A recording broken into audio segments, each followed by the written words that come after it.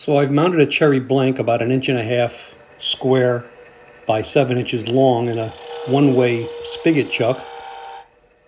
And I'm using the skew chisel to make a peeling cut to remove a lot of the waste and bring down the diameter on the right side of what will be a finial. Now I changed it to a planing cut and in essence making a cone.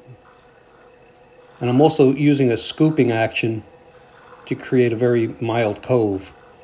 And this will be the element of the finial that a lot of people call the flame. Very carefully supporting the under part of that while I make that cut.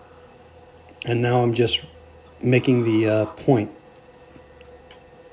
And I'll be working on the base of the flame portion of that finial using the short point. That was 1/2 of a V cut, and now the short point again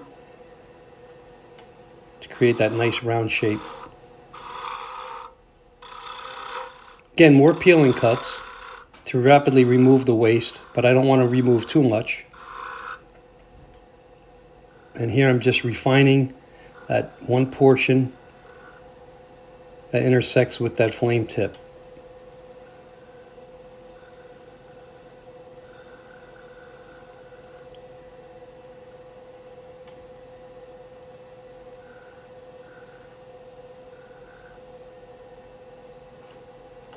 Now I'm using the corner of the long edge or the long point. This way it's less pressure against that now thinner portion. And here I'm using, again, that scooping action, but I've raised the skew so it's more of a higher shearing cut. And now that allows me to create a nice gentle curve with the skew. Again, going back to a planing cut, I think you can start to see there is some flexing. More importantly, though, I want to create a nice curve right behind that flame element.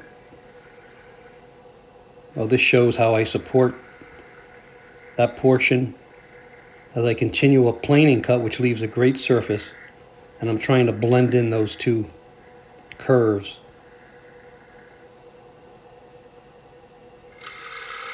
As I move down, there's more support, and I could use a larger amount of the skew chisel to make those peeling cuts.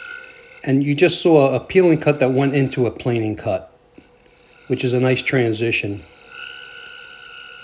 I'm using an underhand grip now, but I'm keeping my thumb to help control the movement of the skew.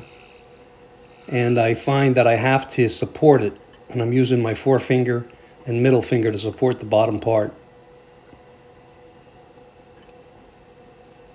Just repositioning the rest a little bit so I can get a little closer to the work.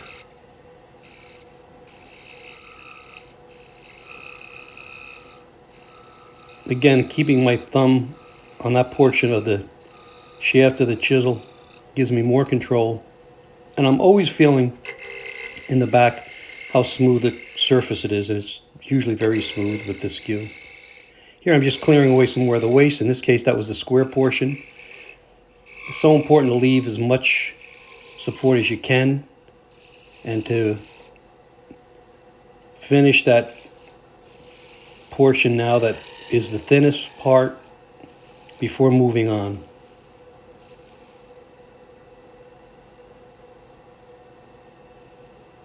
Trying to blend that in. Went uphill a little bit there, which could be a problem, but in this case it wasn't. Right, with the short point, I am now defining the base of the, I guess you can call that a onion shape or a vase shape, a very elongated vase shape. Here I've done something a little differently. I've supported with an overhand. And now to the left of the onion shape, I'm making that V cut. In a way, it's very similar to what I had done with the smaller diameter at the flame tip. Kind of repeating the same motions. You can be a little more aggressive because you have so much more support.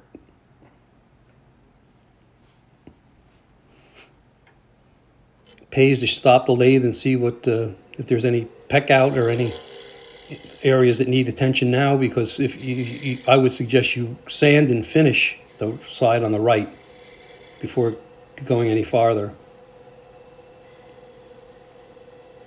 So again, using the short point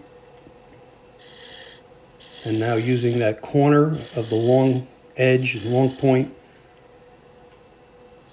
Now I'm trying to see if I could make a cove on that side, and I don't have the room. The spigot jaws would interfere, but I can make a nice cut with the skew chisel, again with that high shearing angle. Here I'm going to reach, I think, for this spindle gouge, a 3/8 inch spindle gouge. And I'm making that because I have it's so much easier, I have so much more clearance just because of the curved shape of the spindle gouge. And it's honestly the right tool to use for this type of a large, in this case it's an asymmetrical cove.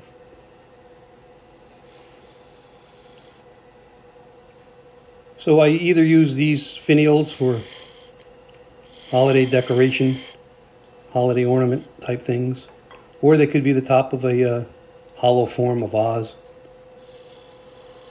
So I'm getting close to the front of the jaws, and again I just used I'm using the skew now.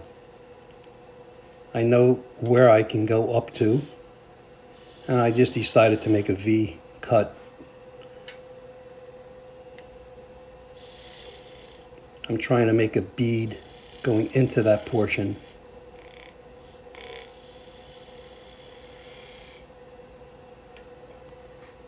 Kind of a shallow bead. Again, just using the skew's long point now to really create a beautiful intersection between those two elements. You could probably start with 320 sandpaper.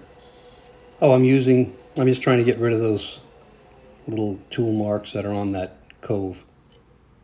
Thanks for watching.